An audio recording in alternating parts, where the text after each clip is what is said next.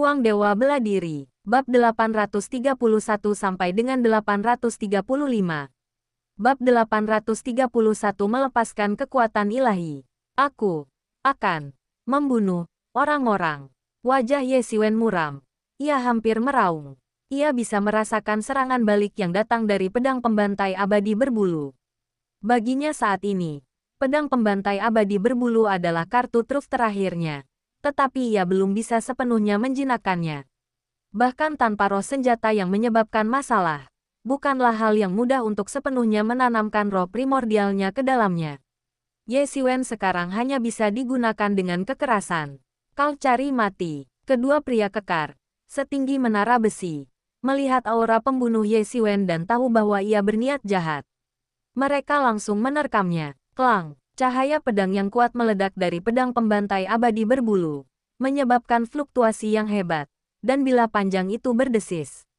Ye Xiwen hampir kehilangan kendali dan langsung menebas dengan pedangnya. Dua energi pedang yang mengerikan secara otomatis terbentuk pada pedang pembantai abadi berbulu, menebas secara horizontal.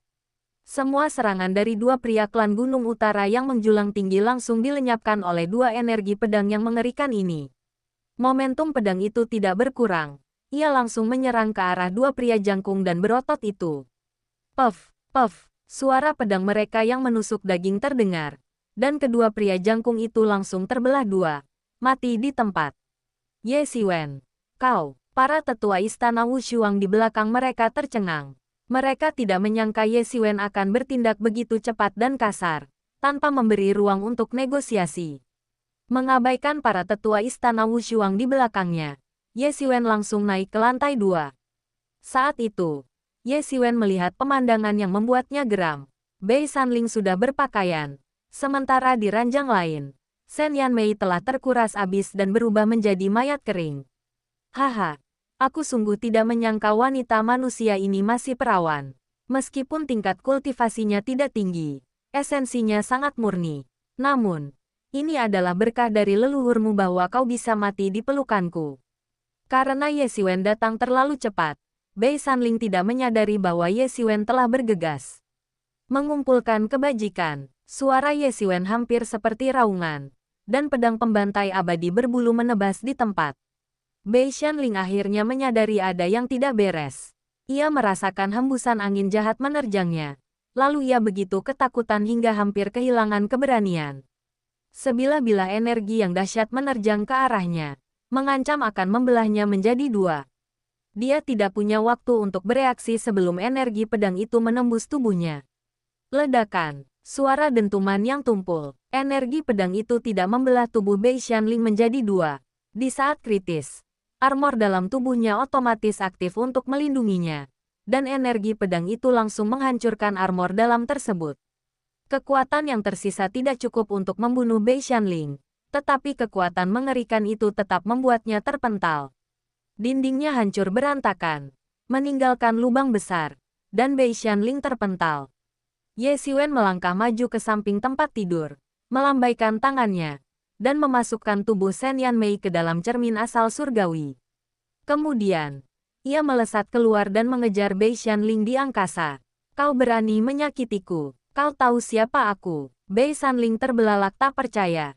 Ia telah melakukan banyak sekali kejahatan, termasuk membantai seluruh keluarga.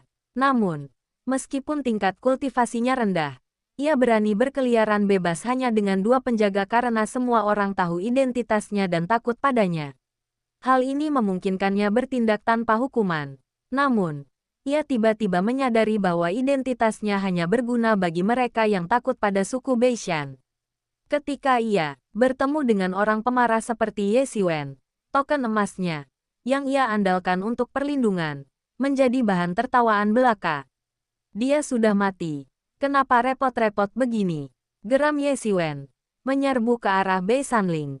Pedang pembantai abadi berbulu berfluktuasi hebat. Udara seakan mendidih dan terbakar. Dan sebilah pedang energi menebas Bei Sanling dengan kecepatan yang mencengangkan. Bang! Sebuah jubah Dewa 7 warna muncul di tubuh Bei Sanling, melindunginya. Energi pedang yang dahsyat dan jubah Dewa 7 warna itu bertabrakan dengan dahsyat, menciptakan badai yang sangat dahsyat. Bei Sanling sekali lagi terhempas, Dan sebelum seorang pun dapat bereaksi, ia terlempar keluar dari kota Lingmen bagaikan meteor. Percuma saja, kau tak bisa membunuhku. Ini jubah harta karun yang ayahku buat sendiri untukku. Kau tak bisa menembusnya. Mati kau. Mati kau. Akan kubuat kau membayar harganya. Aku tak pernah terluka sejak kecil. Tapi kau malah mendapatkanku. Akan kubantai seluruh keluargamu. Membunuh 10 generasi klanmu. Teriak Bei Sanling. Ia benar-benar ketakutan dan murka. Menghadapi orang yang begitu keras kepala. Ia tentu saja menggunakan senjata ajaibnya, yang biasanya tak terkalahkan. Dengan itu, dia menghunus pedang panjang dan tiba-tiba menyerang balik Ye Xiwen, dengan niat yang kuat untuk membunuhnya. Aku belum terluka, hanya saja waktunya belum tiba. Ye Xiwen mencibir. Bagi yang lain, langkah ini mungkin bisa mengenai titik lemah mereka. Seseorang tidak bisa hidup di dunia ini hanya untuk dirinya sendiri. Orang tua, saudara, dan teman-teman semuanya termasuk dalam pertimbangan. Bahkan Ye Xiwen pun tidak terkecuali. Tetapi bagi seseorang seperti dia yang tidak memiliki sanak saudara atau teman di benua kuno yang terpencil dan sendirian, tindakan ini sama sekali tidak memberikan efek jera. Pedang panjang di tangan Bei Xianling memancarkan cahaya yang menakjubkan. Jelas merupakan senjata transenden yang tangguh. Pedang itu menembus ruang di tempat, hampir menggandakan kecepatan Bei Xianling. Harus diakui, meskipun Bei Xianling arogan dan mendominasi, kultivasinya sangat tinggi, mungkin berada di tingkat ke-7 atau ke-8 alam transenden, atau bahkan lebih tinggi. Bagaimanapun, Ye Xiwen tidak dapat memastikannya. Dalam keadaan normal, Ye Xiwen bukanlah tandingan Bei Sanling. Namun, ia memiliki pedang pembantai abadi berbulu, pedang berharga yang pernah membantai bahkan makhluk abadi. Meskipun pedang pembantai abadi berbulu tidak lagi dapat melepaskan bahkan sebagian kecil dari kekuatan aslinya, dan Ye Xiwen bahkan tidak dapat sepenuhnya menguasai sebagian kecil kekuatannya, itu masih lebih dari cukup untuk menghadapi Bei Sanling. Seakan merasakan adanya rangsangan yang kuat, pedang pembunuh abadi berbulu di tangan Ye Xiwen segera meledak dengan cahaya yang menakutkan, menyelimuti Ye Xiwen dan menyebar dengan cepat ke segala arah hingga membentuk wilayah pedang, yang dari sana suara samar-samar nyanyian para dewa dapat terdengar. Ye Xiwen hampir tak mampu menahan serangan balik itu, dan seteguk darah hampir menyembur keluar. Semakin kuat pedang pembantai abadi berbulu, semakin kuat pula serangan balik yang akan ia terima, dan bahkan mungkin meninggalkan beberapa luka tersembunyi. Kalau saja bukan karena teknik generasi Phoenix Surgawi yang melindunginya dan terus-menerus menyembuhkan luka yang ditinggalkan oleh serangan balik, orang biasa tanpa teknik penyembuhan sekuat itu pasti sudah terbunuh oleh serangan balik dari pedang pembantai abadi berbulu sejak lama. Namun, ia tak punya pilihan. Ia diliputi amarah. Jalan seorang seniman bela diri adalah mengikuti kata hatinya. Jika seseorang terus-menerus menekan hasratnya, pada akhirnya ia akan menumbuhkan iblis dalam dirinya. Lagi pula, ia merasa tidak ada yang salah dengan apa yang ia lakukan. Seorang pria sejati harus tahu apa yang harus dilakukan dan apa yang tidak boleh dilakukan. Jika ia seperti istana tak tertandingi, penakut dan ragu-ragu, semangat juangnya akan hancur, dan ia tidak akan pernah mencapai apapun.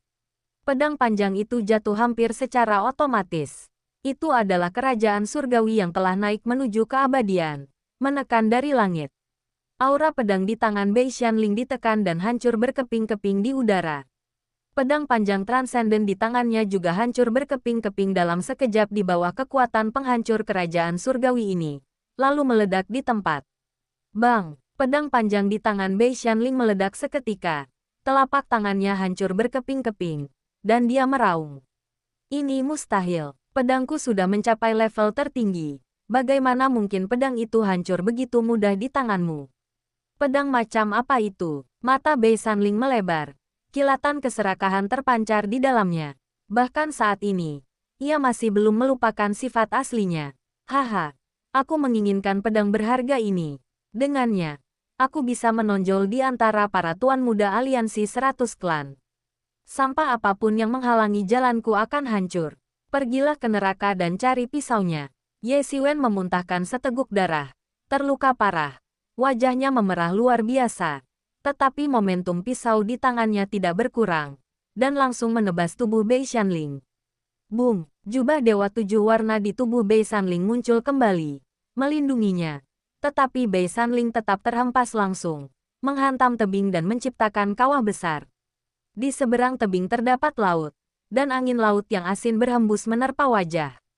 Kota Lingmen sendiri terletak di tepi laut, dan kini Ye Xiwen telah menghantam Bei Shanling seperti bola ke sisi ini. Meskipun jubah ilahi tujuh warna kembali melindungi Bei Shanling, mustahil untuk sepenuhnya menghilangkan dampak dahsyatnya. Ia masih terpental dalam keadaan linglung dan memuntahkan seteguk darah. Namun, saat ini, tatapannya menjadi semakin menyeramkan, dan ia berteriak dengan liar. Ayo, ayo, kalau kau tidak bisa membunuhku, seluruh klanmu akan mati karenamu. Dasar bodoh, Ye Xiwen mendengus dingin, menahan serangan balik, lalu sekali lagi mengayunkan pedang panjangnya untuk menyerang. Ledakan, ledakan, ledakan. Seluruh tebing telah berubah menjadi pantai berpasir akibat serangan pedang panjang itu. Semuanya berubah menjadi bubuk. Dengan setiap serangan, jubah Dewa Tujuh Warna di tubuh Ye Xiwen kehilangan sebagian warnanya, dan kini hampir transparan. Seolah-olah ia akan ditembus hanya dengan satu serangan lagi. Pada saat ini, Bei Shanling akhirnya merasa takut, menyadari bahwa ia mungkin akan mati di bawah pedang Ye Xiwen lain kali. Ia berada dalam kondisi yang mengerikan. Meskipun ia tidak terbunuh secara langsung oleh pedang pembantai abadi berbulu, ia pasti tersiksa dan terluka parah. Tiba-tiba, tepat ketika Ye Xiwen hendak mengaktifkan pedang panjangnya, ia menyadari bahwa esensi sejati di dalam tubuhnya telah sepenuhnya habis.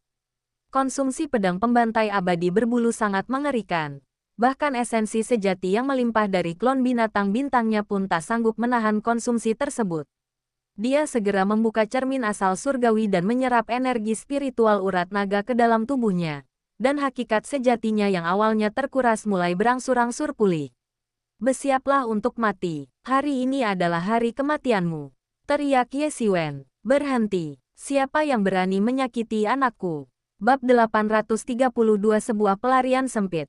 Berhenti. Siapa yang berani menyakiti anakku? Teriakan menggelegar terdengar dari kejauhan. Orang itu bahkan belum tiba. Tetapi gelombang suaranya saja sudah cukup untuk melukai seseorang dengan parah.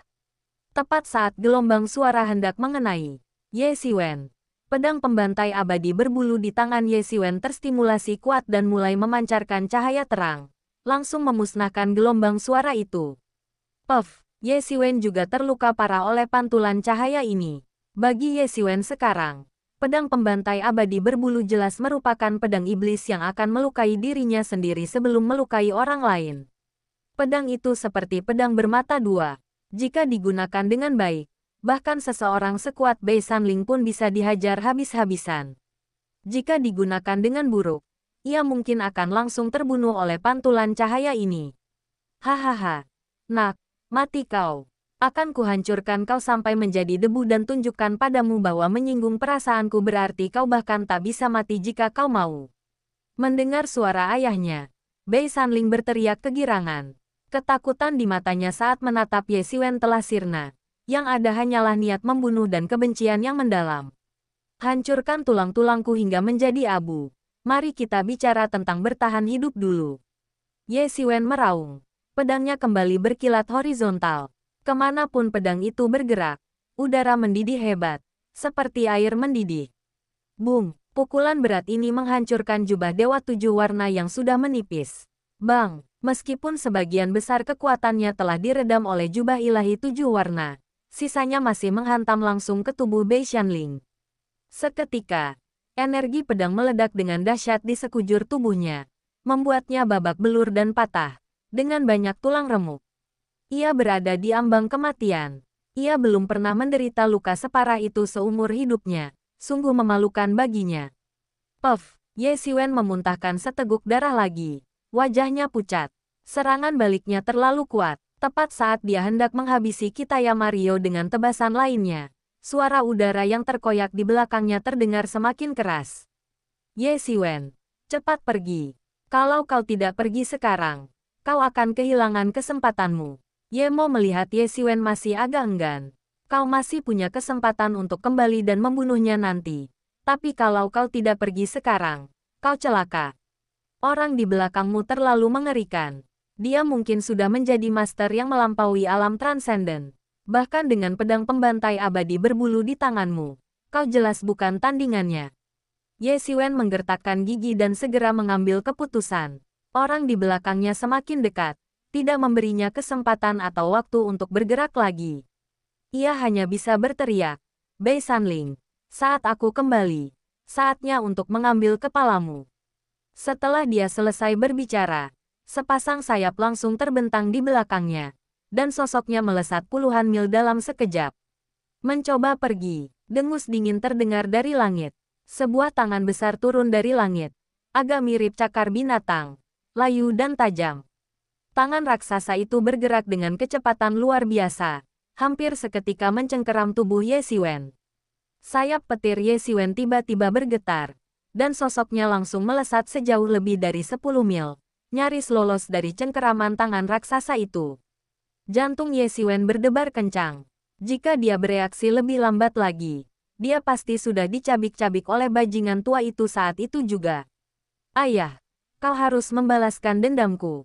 Tangkap bajingan itu, aku ingin dia menderita selamanya. Jiwanya tersiksa, tak pernah terlahir kembali. Ratapan Bei Sanling terdengar dari belakang. Nadanya dipenuhi kebencian dan kebencian terhadap Ye Xiwen. Dia belum pernah mengalami kehilangan seperti ini sebelumnya. Tak pernah. Jangan khawatir. Ayahmu pasti tidak akan melepaskannya. Dia akan dicabik-cabik. Suara pria parubaya itu menggema di angkasa. Kesombongan dan sikap dominan Bei Sanling sebagian besar disebabkan oleh kemurahan hati ayahnya. Kedua belah pihak bergerak sangat cepat, dan dalam sekejap mereka telah melesat ke dasar laut. Kecepatan Ye Xiwen bahkan telah melampaui kecepatan kepala klan Beishan di belakangnya, dan Ye Xiwen bisa merasakannya semakin dekat beberapa kali. Di alam transenden, kecepatan Ye Xiwen tak tertandingi, membuatnya tak tertandingi di dunia. Namun, kekuatan kepala klan Beishan jelas jauh melampaui alam transenden. Tingkat mengerikan apa yang telah ia capai tidak diketahui, dan ia jelas tidak sebanding dengan Ye Xiwen. Untungnya, dia telah menguasai teknik sayap guntur hingga batas maksimal, dan manuver jarak pendeknya begitu cepat sehingga bahkan kepala klan Gunung Utara di belakangnya tidak dapat bereaksi tepat waktu. Dia nyaris lolos dari beberapa pengejaran berbahaya. Namun, sosok kepala klan Beishan semakin dekat, dan Ye Xiwen bahkan bisa mendengar suara udara terkoyak di belakangnya. Dasar binatang kecil, kau mau kemana? Suara kepala suku Beishan dipenuhi amarah. Ia telah menghabiskan setengah hari berusaha mengejar seorang anak yang baru saja mencapai tingkat kedua alam transenden.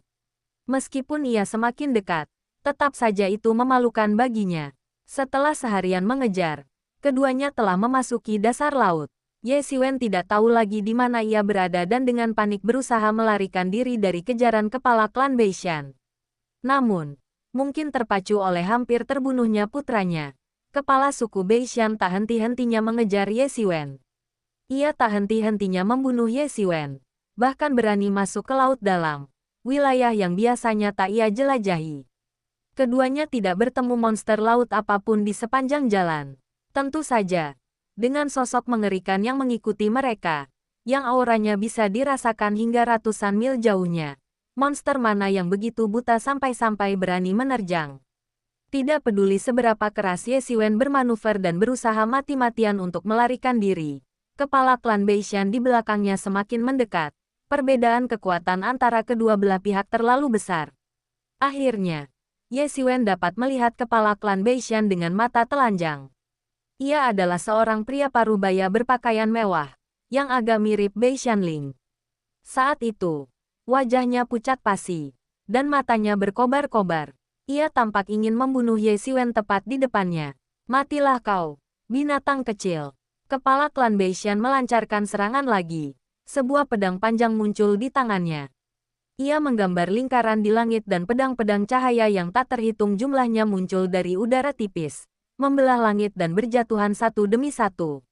Suara mendesing, suara mendesing, suara mendesing. Udara dipenuhi dengan suara siulan yang melengking saat cahaya pedang yang tak terhitung jumlahnya hampir menutupi langit, membuatnya tampak seolah-olah seluruh langit telah menjadi lautan awan pedang. Ye Xiwen terus menghindar dan meliuk-liuk. Sayap petirnya terus berkibar. Sosoknya berayun sangat cepat, tetapi lightsaber itu terlalu padat, dan ia sama sekali tidak bisa menghindarinya. Puff, sebuah lightsaber menembus tubuhnya, dan energi pedang yang mengerikan meledak di dalamnya. Dagingnya langsung hancur berkeping-keping. Tapi ini baru permulaan. Saat gerakan Ye Xiwen melambat setelah tertusuk lightsaber, lebih banyak lightsaber, seperti hiu yang mencium bau darah, menerkamnya. Puff, puff, puff. Pedang cahaya yang tak terhitung jumlahnya menembus tubuh Ye Xiwen dan meledak dengan dahsyat. Boom! Gelombang kejut yang tak terhitung jumlahnya dari ledakan itu menyatu menjadi awan jamur yang mengerikan, yang perlahan-lahan naik ke udara. Tubuh Ye Xiwen segera kehilangan semua nyawa dan dia terjun bebas ke dalam kedalaman laut. Napas kepala suku Beishan menjadi sedikit cepat.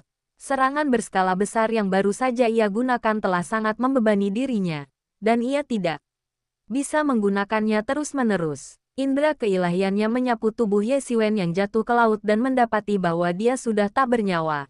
Dan roh primordialnya sudah lama hancur, yang memastikan bahwa dia pasti sudah mati. Tanpa ragu, ia berbalik dan kembali. Ada terlalu banyak makhluk mengerikan di laut dalam, jauh melampaui apa yang bisa dibayangkan di darat. Satu gerakan yang salah, dia pun bisa tersandung. Jauh di dalam laut. Di dalam cermin asal surgawi, Ye Xiwen duduk bersila di tanah. Darah mengucur dari sudut mulutnya. Ia tersenyum getir. Sebisa mungkin ia berusaha melarikan diri. Ia tak berdaya melawan perbedaan kekuatan yang sangat besar. Ia hanya bisa menyaksikan tanpa daya klon binatang bintang terbunuh. Dan bahkan roh primordial budak darah di dalamnya pun hancur berkeping-keping. Inilah perbedaan kekuatan yang mutlak. Bagaikan langit dan bumi. Dia dapat merasakan bahwa roh primordial kepala klan Beishan berulang kali menyapu avatar binatang bintang, seolah mencoba memastikan apakah makhluk itu sudah mati. Ye Xiwen juga sedang menunggu. Saat ini, ia hanya bisa menahan klon binatang bintang agar tidak kembali ke wujud aslinya. Setelah memastikan bahwa ketua klan Beishan memang telah pergi, Ye Xiwen kemudian membiarkan tubuh utamanya meninggalkan cermin asal surgawi dan memasukkan klon binatang bintang ke dalam cermin asal surgawi. Saat memasuki cermin asal surgawi, klon binatang bintang segera kembali ke wujud aslinya. Pemandangan yang benar-benar mengerikan. Tidak ada sepetak pun daging yang utuh. Semuanya terkoyak sepenuhnya. Ye Xiwen melihat sekeliling dan tidak melihat tanda-tanda monster laut mendekat. Untungnya, aura mengerikan yang dilepaskan oleh kepala klan Beishan sebelumnya telah mengusir monster laut di dekatnya sejauh mungkin. Meskipun mereka monster, mereka tidak bodoh dan tahu bahwa beberapa orang terlalu menakutkan untuk diprovokasi. Jika bukan itu masalahnya, darah yang mengalir dari klon binatang bintang yang terluka pasti akan menarik monster laut yang tak terhitung jumlahnya. Ye Xiwen, klon binatang bintang ini hancur total dan tak bisa diperbaiki. Tawa getir Ye Mo terngiang di benak Ye Xiwen. Ekspresi Ye Xiwen juga berubah agak muram. Lagi pula, klon binatang bintang memang telah banyak membantunya selama ini. Jika bukan karena klon binatang bintang, dia mungkin sudah lama mati. Dia takkan pernah bisa menciptakan klon seperti itu lagi. Ada banyak kebetulan dalam penciptaan klon binatang bintang. Sebagian besar alasannya adalah karena budak darah diciptakan menggunakan roh primordial binatang bintang dewasa itu. Karena mereka memiliki asal-usul yang sama, dia mungkin berhasil. Tetapi mustahil baginya untuk menemukan klon seperti itu di sana sekarang. Kejadian ini bisa digambarkan sebagai kehilangan yang sangat besar dan pukulan bagi vitalitas Ye Xiwen. Apakah ini sepadan untuk seorang wanita yang baru beberapa kali ia temui? Ye Xiwen juga tidak bisa menjelaskannya. Ia hanya mengikuti kata hatinya dan tidak akan pernah menyesalinya. Lagi pula, menurutnya, Bei Sanling, si brengsek itu, memang pantas mati. Jadi, jangan sia-siakan. Aku punya teknik iblis yang bisa membuatmu melahap monster bintang ini dan mengintegrasikannya ke dalam tubuhmu. Saat itu tiba, kau tak hanya akan langsung menembus tahap tengah alam transendensi setengah langkah, tapi kau juga bisa mewarisi garis keturunan dan bakat monster bintang itu. Bab 833 Tahap Tengah Alam Transendensi Setengah Langkah. Kata-kata Yemo langsung mengejutkan Ye Xiwen. Benarkah ada teknik rahasia seperti itu? Ada teknik rahasia seperti itu? Tanya Ye Xiwen. Tentu saja. Tapi teknik iblis semacam ini terlalu kejam dan dibenci semua orang di dunia iblis. Teknik ini telah dibasmi oleh upaya gabungan berbagai kekuatan di dunia iblis bertahun-tahun yang lalu. Tuanku mendapatkan teknik rahasia ini secara kebetulan di sebuah reruntuhan. Namun, tuanku adalah orang yang begitu rendah hati sehingga wajar jika beliau meremehkan teknik rahasia semacam ini dan membiarkannya begitu saja. Kata Yemo. Ye Xiwen tahu bahwa guru yang ia maksud pastilah Raja Iblis yang legendaris. Teknik rahasia sekuat itu hanya bisa dipandang rendah oleh seseorang seperti Raja Iblis. Tapi kalau dipikir-pikir, masuk akal juga. Mendengar tentang teknik rahasia ini saja sudah membuatnya merasa teknik itu sangat kuat. Teknik itu bisa menyerap darah dan daging seseorang dan mewarisi garis keturunan serta bakat mereka. Teknik rahasia semacam ini setara dengan melawan semua ras kuat di dunia.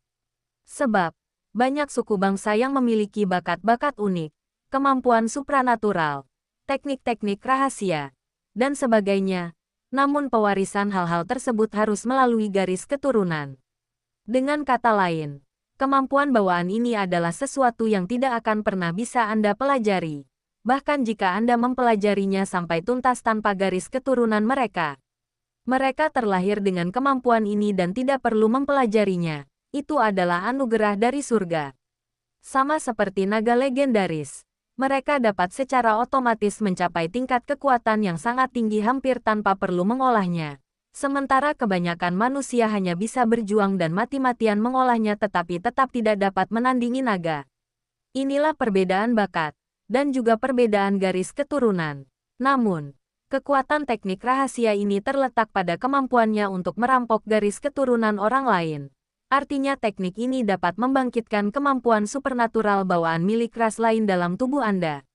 Artinya, bakat dan kemampuan supranatural yang pada awalnya diwariskan dari satu generasi ke generasi lain dan dibagi melalui hubungan darah, berpotensi dapat dipelajari oleh orang luar. Ini berarti ada seseorang yang mengguncang fondasi dominasinya di dunia. Pada akhirnya, dunia ini dikuasai oleh ras-ras yang kuat ini.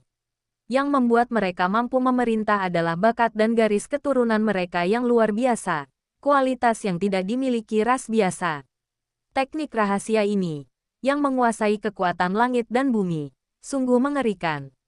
Teknik ini tentang menentang takdir dan bersaing dengan ras-ras yang memiliki keunggulan bawaan untuk takdir. Ini mengingatkan Ye Xiwen pada teknik tubuh penguasa, yang juga memungkinkan orang dengan tubuh fisik biasa untuk memiliki tubuh fisik yang sebanding atau bahkan melampaui ras yang secara alami memiliki kekuatan. Teknik rahasia ini benar-benar ciptaan langit dan bumi, dan sungguh menantang surga. Meskipun budidayanya memungkinkan, meskipun ada berbagai keterbatasan, tidak dapat disangkal bahwa hal itu memberi kesempatan kepada mereka yang hidup di bawah untuk naik ke atas.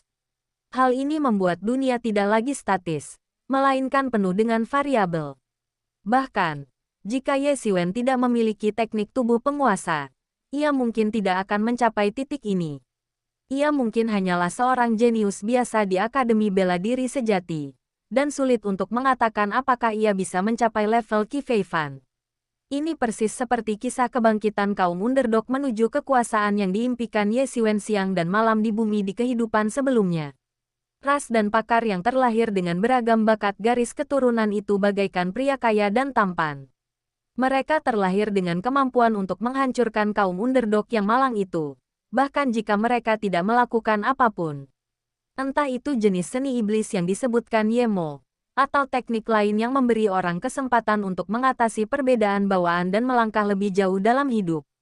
Pendahulu yang menciptakan teknik ini memiliki bakat dan kejeniusan yang tidak terbayangkan. Tapi kau tidak memberitahuku sebelumnya. Pasti ada alasannya, kata Ye Xiwen. Yemo tidak memberitahunya sebelumnya. Pasti ada alasannya. Kalau tidak, Yemo pasti sudah memberitahunya sejak lama. Benar, meskipun seni iblis ini kuat, ia juga memiliki banyak keterbatasan, terutama bagi ras dengan berbagai bakat garis keturunan. Kekuatan garis keturunan mereka berasal dari leluhur mereka.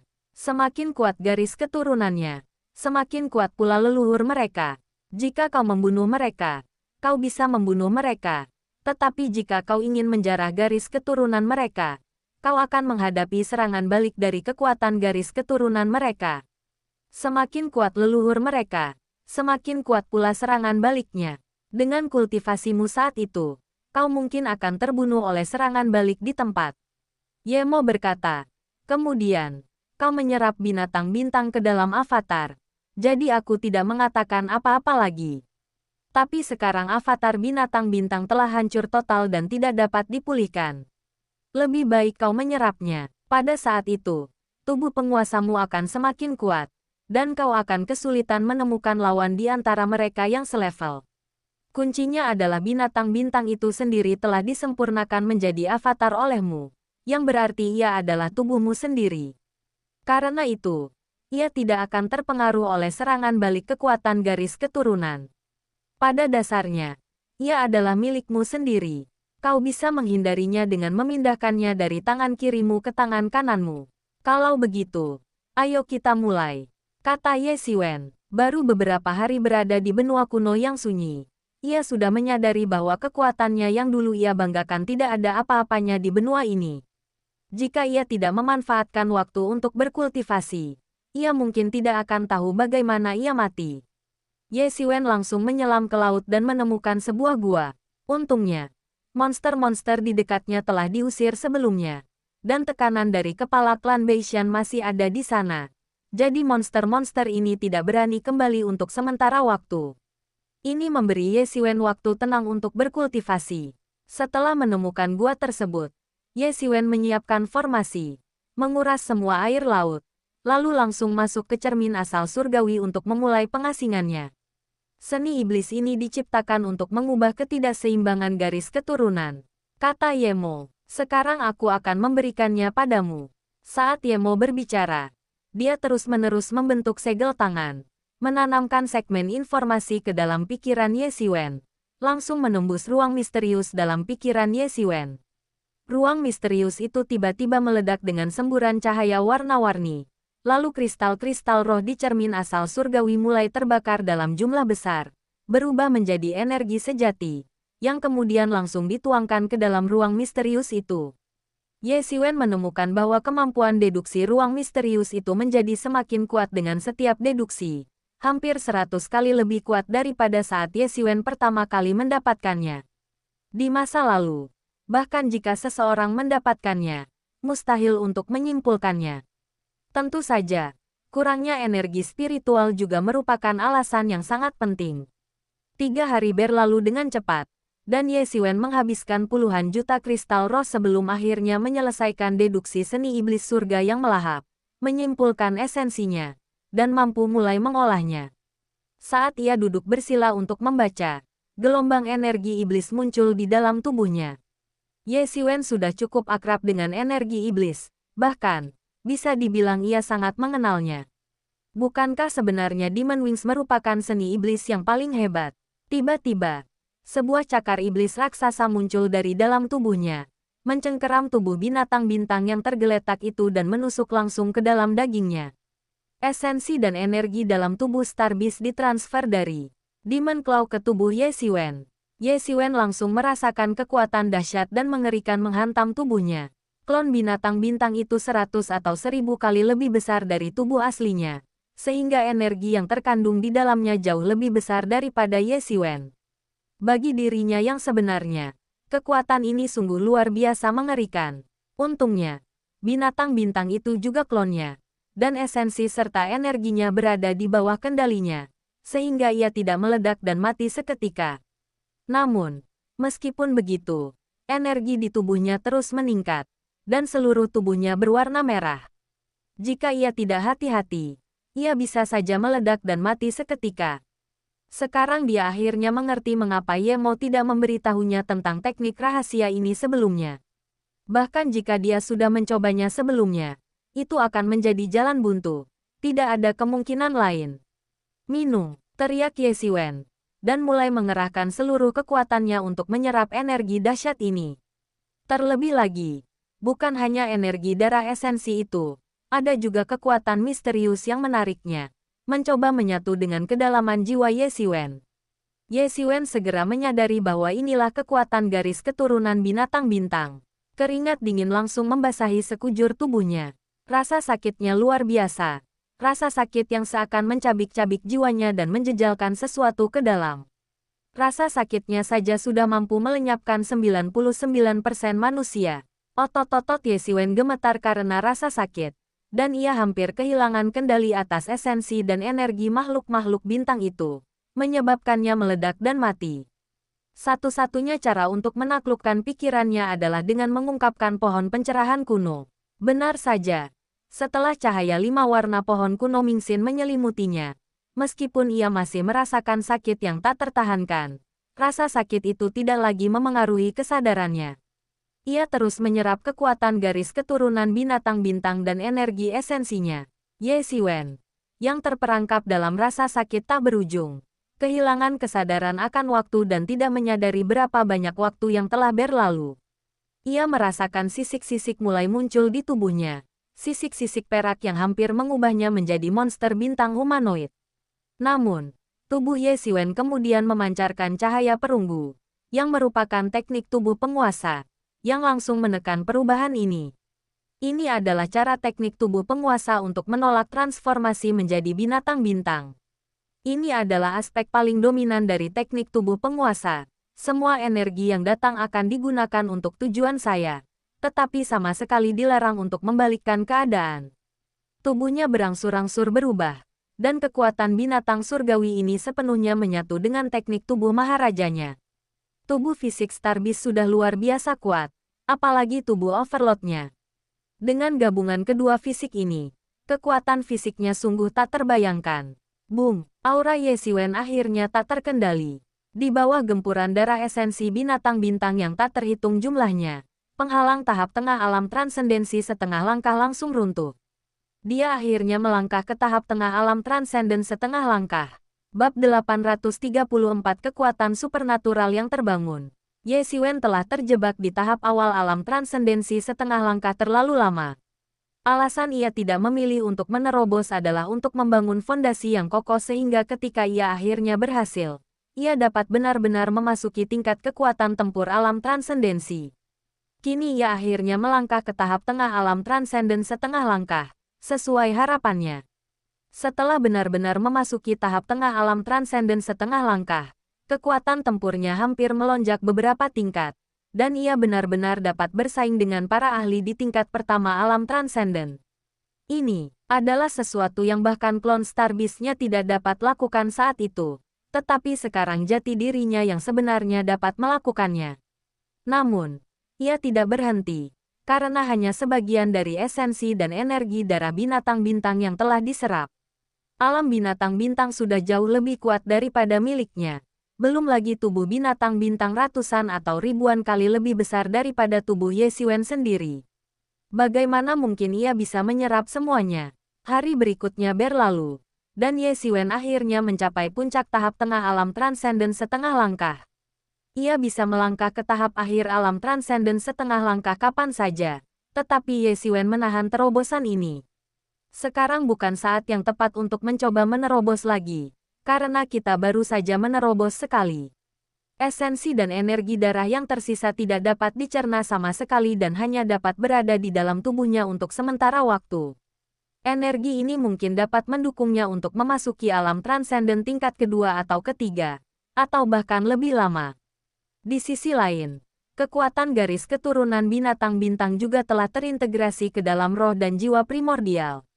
Namun, kekuatan itu hanya dimasukkan secara paksa di awal, dan tidak diketahui berapa lama waktu yang dibutuhkan untuk terintegrasi sepenuhnya. Oleh karena itu, pada dasarnya ia tidak menguasai teknik rahasia atau kemampuan supernatural apapun. Ia hanya menguasai kemampuan supernatural bawaan yang relatif umum, yaitu peluru esensi iblis. Binatang-binatang iblis itu dapat menyemburkan peluru esensi iblis ini hanya dengan membuka mulut mereka, sehingga relatif umum. Ia bahkan tidak memiliki teknik Devouring Star yang awalnya ia kuasai saat menjadi klon binatang bintang. Namun, meskipun merupakan kemampuan bawaan yang umum, peluru esensi iblis dari berbagai ras secara alami sangat berbeda. Mereka mungkin terlihat sama, tetapi sebenarnya tidak sama. Metode kultivasi peluru esensi iblis yang beredar di antara ras binatang raksasa bintang jelas merupakan yang terbaik. Sederhananya, peluru energi iblis semacam ini tidak memiliki prinsip yang rumit. Prinsipnya hanya memampatkan esensi sejati atau esensi iblis dalam tubuh seseorang dan mengeluarkannya. Alasan mengapa peluru ini dianggap sebagai kemampuan supernatural alami adalah karena ia bergantung pada struktur khusus di dalam tubuh, sesuatu yang tidak dapat dipelajari oleh orang luar. Setelah menyatu dengan esensi dan garis keturunan binatang bintang, Ye Xiwen juga mampu mensimulasikan wujud di dalam tubuh binatang bintang untuk waktu yang singkat. Itulah sebabnya ia dapat melakukannya. Meskipun prinsipnya tidak rumit, bukan berarti kekuatannya lemah. Malahan, kekuatannya sangat besar. Inilah yang disebut cara mengalahkan keterampilan dengan kekuatan. Satu peluru energi iblis lebih kuat daripada serangan penuh Ye Xiwen. Bahkan seorang master di alam transenden tingkat kedua akan terluka parah di tempat jika lengah oleh peluru energi iblis. Itulah kartu trufnya saat ini.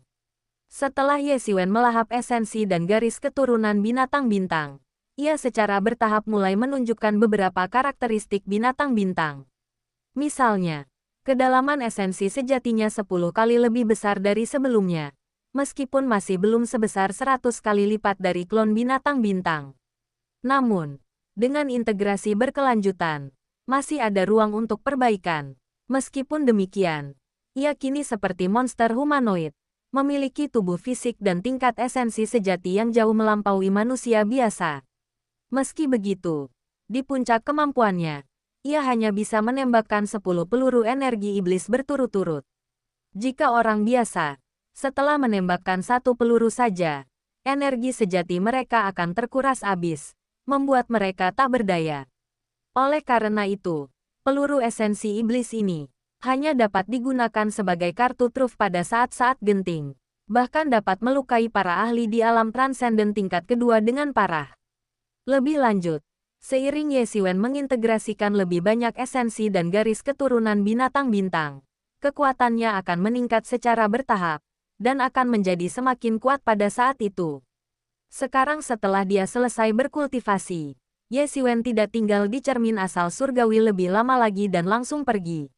Meskipun ia baru berada di tahap tengah alam transenden setengah langkah, dalam hal kekuatan tempur, ia bahkan yakin dapat menyaingi klon binatang bintang ketika pertama kali tiba di benua kuno yang sunyi, atau bahkan lebih kuat. Ia bahkan dapat bersaing dengan para ahli di alam transenden tingkat kedua. Jika ia memiliki kesempatan untuk melukai parah atau bahkan membunuh para ahli di alam transenden tingkat kedua dengan peluru Yuan Iblis, itu bukan hal yang mustahil. Ini adalah hal-hal yang tidak dapat dilakukan Star Beast saat berada dalam bentuk klon.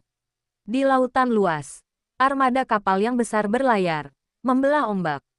Di haluan kapal, seorang wanita berusia 20-an berdiri tegak, sosoknya yang ramping melengkapi lautan dengan sempurna. Rambutnya yang panjang dan terurai berkibar tertiup angin, dan wajahnya, meskipun dirias, memperlihatkan ekspresi tenang. Tidak seorang pun tahu apa yang sedang dipikirkannya. "Nona, saya sudah menyelidiki." Suara seorang pria parubaya terdengar dari belakang wanita itu, dan seorang pria tegas dengan alis tebal dan mata besar melangkah mendekat. Sepertinya seorang ahli yang kuat telah bertindak di sini, yang telah mengusir semua monster di area ini, sehingga kita terhindar dari banyak masalah. Sebaiknya begitu, aku cuma takut ada yang menyergap kita di daerah ini. Dan itu akan mengerikan. Kata wanita itu dengan tenang, menatap laut dengan sedikit khawatir. Mustahil, kekuatan sosok sekuat itu jauh melampaui alam transenden. Baik keluarga Wu maupun keluarga Yuan tidak mungkin menyewa ahli seperti itu. Kalaupun bisa, biaya untuk menyewa sosok sekuat itu akan membuat mereka bangkrut. Kata pria parubaya itu.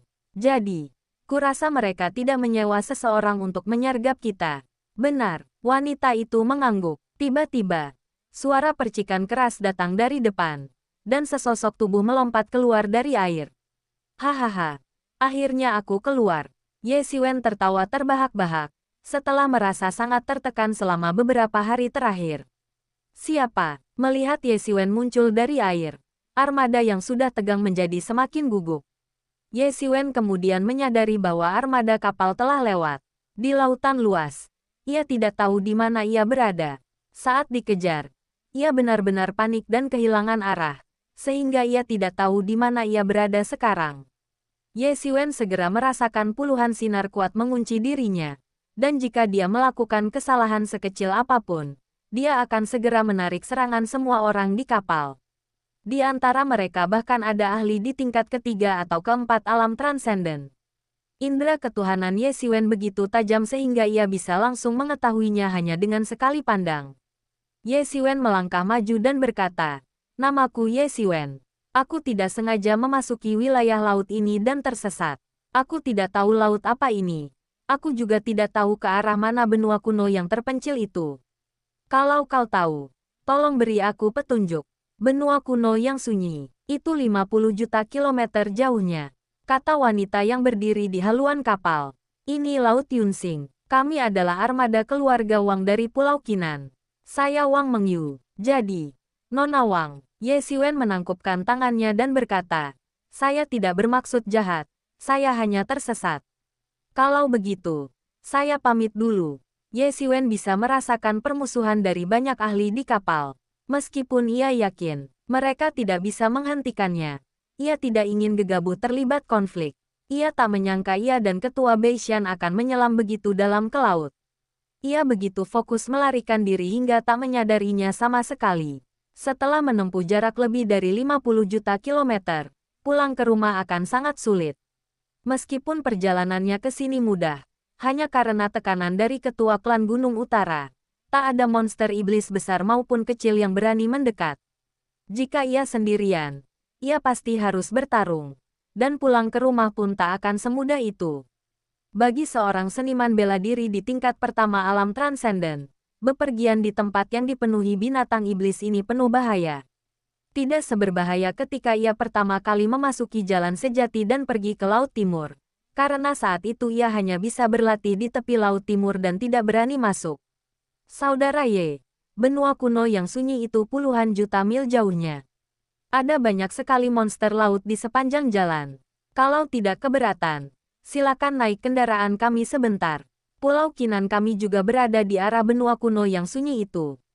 Kami bisa mengantarmu, kata Wang Mengyu. Di belakangnya, wajah pria parubaya dan yang lainnya sedikit berubah. Saat ini, tanpa tahu apakah orang di depan mereka kawan atau lawan, jelas bukan ide bagus untuk membawanya ke kapal. Nona, ini mungkin bukan ide bagus. Kalau dia mata-mata orang lain, situasinya akan gawat. Pria parubaya itu menasihati dengan transmisi suara rahasia. Paman Le, aku punya alasan untuk melakukan ini. Dia hanya seorang kultivator alam transenden tingkat pertama. Dia tidak mungkin menimbulkan masalah di kapal kita. Lagi pula, menurutku dia memiliki temperamen yang luar biasa dan tidak bisa diremehkan. Orang seperti itu pasti akan menjadi sosok yang luar biasa di keluarga manapun. Bagaimana mungkin dia agen rahasia? Baik keluarga Wu maupun keluarga Yuan tidak memiliki sosok luar biasa lain selain mereka berdua. Jadi, menurutku kemungkinan dia menjadi agen rahasia tidak tinggi, kata Wang Mengyu dengan tenang. Meski begitu, dengan risiko sebesar itu, kita tidak bisa mengambil risiko. Tegas pria parubaya itu. Wang Le, tentu saja, itu bukan yang terpenting. Yang terpenting adalah gunung berapi roh akan segera meletus. Aku menerima kabar bahwa keluarga Wu dan keluarga Yuan mungkin akan bergabung melawan keluarga Wang kita saat ini. Mereka bahkan mungkin mengundang beberapa ahli muda dari luar wilayah untuk membantu kita mendapatkan bagian dalam kompetisi peringkat. Itu akan sangat mengerikan. Dan aku sendiri tidak akan sanggup bertahan, kata Wang Mengyu dengan tenang. Orang ini berasal dari benua kuno yang sunyi dan bukan ahli muda yang kita kenal sebelumnya. Jika kita bisa mendapatkan bantuannya, setidaknya keluarga Wang kita bisa mempertahankan bagian kita saat ini. Baru saat itulah Wang Le menyadari bahwa Wang Mengyu punya rencana seperti itu. Bab 835 tiba di Pulau Qinan. Sementara itu, Ye Xiwen dan Ye Mo dalam pikirannya juga tengah berdiskusi. Ye Xiwen, kita terlalu jauh dari daratan sekarang. Dengan tingkat kultivasimu saat ini, Mustahil rasanya berharap bisa mengarungi lautan jutaan mil ini. Kenapa tidak ikut armada ini ke Pulau Kinan dulu? Tanya Yemo. Lagi pula, bahkan jika kau kembali sekarang, kau pasti takkan sanggup menghadapi bajingan tua itu. Atau bahkan bajingan kecil Bei Sanling itu. Kau tak bisa mengejarnya lagi. Kali ini, tak akan ada binatang bintang yang melindungimu. Ye Siwen terdiam sejenak. Memang, dengan kekuatannya saat ini, apalagi kembali untuk merepotkan si tua bangka itu. Rasanya diragukan ia sanggup menempuh jarak puluhan juta mil. Ia tak punya kekuatan seperti si tua bangka itu untuk mengusir semua monster iblis sendirian. Demikian pula, pencarian ayah kandungnya harus ditunda untuk saat ini. Setelah bertahun-tahun, apa gunanya menunggu beberapa tahun lagi? Meskipun wilayah laut ini tidak berada di tengah benua, masih ada beberapa ahli muda di sini. Dan bahkan lebih banyak lagi jenius dan raksasa yang mengerikan di kedalaman.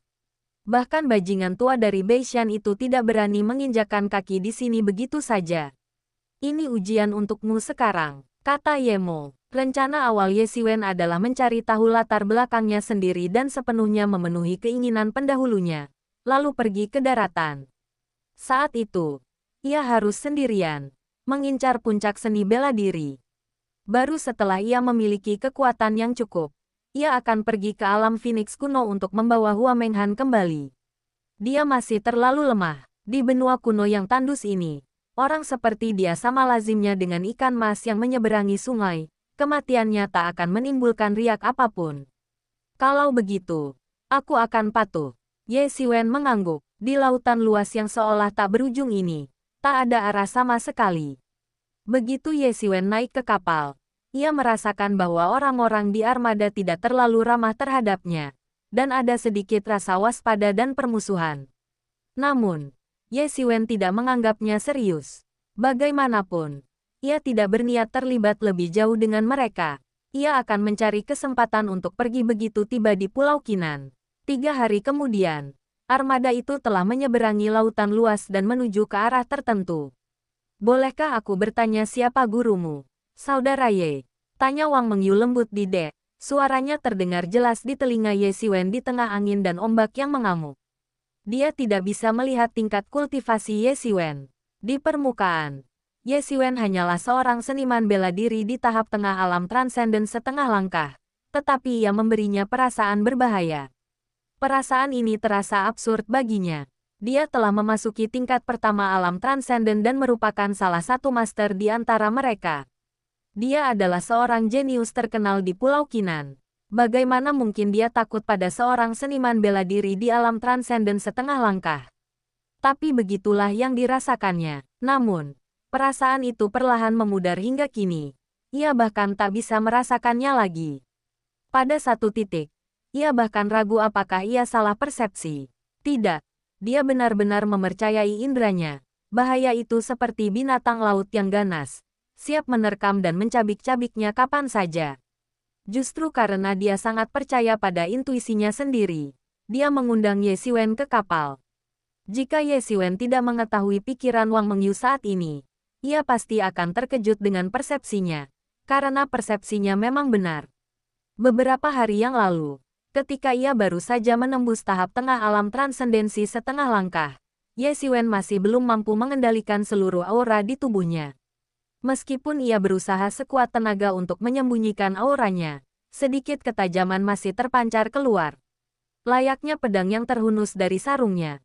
Bahkan sebagian kecil saja sudah cukup untuk menunjukkan ketajamannya. Namun kini, seiring alamnya yang perlahan menjadi lebih kokoh, ia mampu menyembunyikan auranya sepenuhnya. Seolah-olah pedang yang terhunus telah kembali menjadi pedang, dan ia tampak seperti seorang kultivator alam transenden setengah langkah biasa. Banyak orang meremehkan Ye Siwen dan sangat menderita karenanya. Namun, Ye Siwen kini sudah melewati usia di mana ia perlu berpura-pura bodoh untuk mengalahkan orang lain. Ia hanya tidak ingin terlalu mencolok. Itu hanya warisan kecil. Bahkan jika aku memberitahumu, aku khawatir tidak akan ada yang tahu. Ye Siwen tersenyum tipis. Di belakang mereka berdua, Wang Le mengikuti hampir setiap langkah, seolah-olah takut Ye Siwen akan mencelakai Wang Mengyu. Entah mengapa ia berpikir seperti itu. Ia samar-samar merasa bahwa Ye Xiwen adalah ancaman besar. Baru setelah beberapa hari, melihat Ye Xiwen tidak melakukan gerakan ekstra, mereka sedikit rileks. Melihat Ye Xiwen diam saja, Wang Mengyu tidak mendesak lebih jauh. Namun, ia tidak percaya dengan penjelasan Ye Xiwen. Bagaimana mungkin sekte yang mampu membina orang sehebat Ye Xiwen hanyalah sekte biasa? Ia tidak akan percaya bahkan jika seseorang memberitahunya. Mereka berasumsi Ye Xiwen tidak ingin membicarakannya. Ngomong-ngomong, Nona Wang, kenapa kita tidak melihat monster laut selama ini? Apakah ada rahasia di baliknya? Tanya Ye Xiwen. 3 hari telah berlalu, dan armada telah lama berlayar menjauh dari tempat Ye Xiwen dan kepala klan Beishan bertempur. Tetapi mereka masih belum melihat monster laut yang membuat masalah. Anda pasti tahu bahwa monster laut itu semuanya ganas dan tidak terkendali. Jadi bagaimana mungkin tidak ada satupun dari mereka yang muncul? Bukan rahasia lagi. Intinya, semua orang di laut tahu kalau kita menebar semacam rempah di dekat kapal. Itu jenis rempah yang paling dibenci monster laut. Jadi mereka tidak akan mendekatinya. Kata Wang Mengyu. Ye Xiwen kemudian menyadarinya dan mengangguk. Benar, kalau bukan karena itu, bagaimana mungkin armada bisa menyeberangi lautan? Kau tahu, kepadatan monster di laut jauh lebih tinggi daripada di darat. Di daratan, sebagian besar monster berada di pegunungan, tetapi mereka hampir ada di mana-mana di laut, dan jumlah mereka mungkin puluhan kali lebih banyak daripada yang ada di darat. Pertanyaan Ye Xiwen membuat Wang Mengyu semakin yakin bahwa Ye Xiwen benar-benar berasal dari benua kuno yang sunyi. Jika dia adalah pakar asli di wilayah laut ini, berapa banyak yang tidak mengenalnya? Armada itu kemudian berlayar seharian penuh sebelum sebuah pulau besar akhirnya muncul di hadapan mereka. Pulau-pulau itu bagaikan bintang-bintang yang tak terhitung jumlahnya tersebar di lautan luas, meskipun sebagian besar kosong dan tak berpenghuni. Proporsi pulau berpenghuni memang kecil, tetapi jumlahnya sungguh mencengangkan. Dalam beberapa hari terakhir, Ye Xiwen telah mendengar perkenalan Wang Mengyu bahwa Pulau Qinan sangat besar, tetapi hanya ada satu kota, Kota Qinan, dan sebagian besar penduduk pulau itu tinggal di Kota Qinan. Meskipun hanya sebuah pulau, pulau ini memiliki populasi lebih dari 20 juta jiwa. Selain keluarga Wang, 2 keluarga paling berkuasa adalah keluarga Wu dan keluarga Yuan, tetapi mereka tidak pernah akur dengan keluarga Wang. Ye Xiwen hanya bisa menghela napas. Benua kuno yang sunyi memang tempat suci untuk berkultivasi. Bayangkan, berapa miliar orang di seluruh wilayah selatan yang hanya menghasilkan begitu sedikit ahli alam transenden.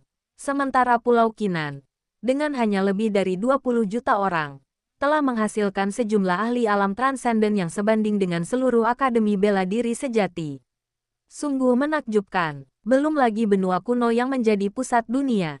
Armada segera tiba di dermaga di Pulau Qinan. Meskipun hanya sebuah dermaga, pulau itu telah menjadi seperti kota kecil, ramai dengan aktivitas karena kapal-kapal terus berlabuh. Ratusan kapal menunggu untuk berlabuh, tetapi armada keluarga Wang tidak ikut antre. Mereka malah pergi ke deretan tempat berlabuh kosong di sisi seberang. Ini adalah tempat berlabuh keluarga Wang. Jadi tentu saja mereka tidak perlu mengantre bersama kapal lain untuk menunggu berlabuh. Setelah kapal berlabuh dengan aman, Wang Mengyu, Wang Le, dan anggota armada berpangkat tinggi lainnya turun. Sedangkan untuk muatan, seseorang bertanggung jawab untuk membongkarnya. Ye Xiwen kemudian melihat para ahli bersembunyi di kabin-kabin lain. Ada 10 ahli di tingkat ketiga alam transenden, dan Wang Le mungkin bahkan lebih kuat di tingkat keempat alam transenden, membuatnya bahkan lebih kuat daripada mereka yang berada di pas kota Yingxin. Ye Xiwen tanpa ragu mengikutinya turun dari kapal. Wang Mengyu memperlambat langkahnya dan menunggu Ye Xiwen berjalan di sampingnya sebelum berkata, "Saudara Ye, jika kamu belum memutuskan kemana kamu ingin pergi, mengapa kamu tidak datang dan mengunjungi keluarga Wangku dulu?" Sebelum Ye Xiwen sempat menjawab, sebuah suara agak terkejut datang dari depan. "Mengyu, akhirnya kamu kembali. Aku khawatir banget sama kamu. Syukurlah kamu baik-baik saja." Ye Xiwen mendongak dan melihat seorang pemuda berusia 20-an, mengenakan jubah bagus, berlari ke arah Wang Mengyu dengan penuh semangat. Wang Mengyu mengerutkan kening dan berkata, Wu Chenhai, panggil aku dengan nama lengkapku. Kita tidak sedekat itu, Wu Chenhai. Tiba-tiba, Ye Xiwen mendapat kesan. Wang Mengyu pernah memberitahunya bahwa di Pulau Qinan, 3 kekuatan utama, keluarga Wang, keluarga Wu, dan keluarga Yuan, masing-masing memiliki tuan muda yang luar biasa. Keluarga Wang secara alami dipimpin oleh Wang Mengyu. Sementara ahli muda dari keluarga Wu tidak lain adalah Wu Chenhai. Hehe, pemuda berjubah hias, Wu Chenhai, terkekeh riang, lalu melihat Ye Xiwen di samping Wang Mengyu. Wajahnya langsung muram, dan ia bertanya, siapa ini? Ye Xiwen dapat merasakan permusuhan yang kuat terpancar darinya. Siapa dia? Itu bukan urusanmu. Kau terlalu ikut campur, kata Wang Mengyu dingin. Ekspresi wajah Wu Chenhai berubah semakin buruk, dan sorot matanya saat menatap Ye Xiwen bagaikan binatang buas yang siap melahap mangsanya. Kilatan melintas di mata Ye Xiwen. Bagaimana mungkin dia tidak mengerti bahwa Wu Chenhai mungkin adalah pelamar Wang Mengyu dan menganggapnya sebagai saingan. Reaksi Wang Mengyu mengejutkannya. Biasanya, hal semacam ini bisa dijelaskan dalam satu kalimat, tetapi ia tidak melakukannya. Sebaliknya, ia memilih pendekatan yang lebih ekstrim. Namun, Ye Xiwen hanya sedikit terkejut dan tidak terlalu memikirkannya. Memangnya kenapa kalau dia menyinggung seseorang? Sekalipun dia tidak bisa mengalahkan para ahli di alam transenden tingkat keempat atau kelima, dia masih bisa melarikan diri dan melindungi dirinya sendiri tanpa khawatir.